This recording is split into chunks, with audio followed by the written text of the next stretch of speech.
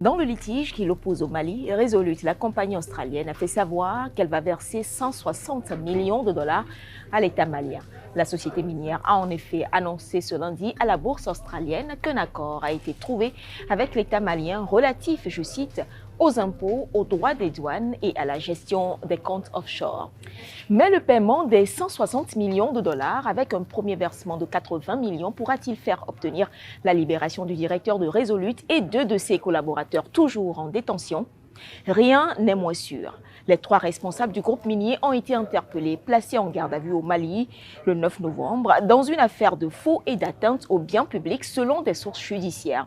Resolute exploite la mine d'or de Syama dans le sud-ouest du Mali dont elle détient 80% de parts contre 20% pour le Mali. Des audits entrepris par le pouvoir d'Assimi Goïta ont permis de rappeler à l'ordre plusieurs compagnies étrangères exploitantes des mines du Mali. Pour rappel, fin septembre 2024, Barrick Gold, une autre compagnie minière, cette fois-ci canadienne, a vu 4 de ses employés placés en détention par les autorités maliennes. Barrick Gold avait alors expliqué avoir versé en octobre environ 85 millions de dollars à l'État malien pour non-respect des engagements dans le cadre des négociations en cours.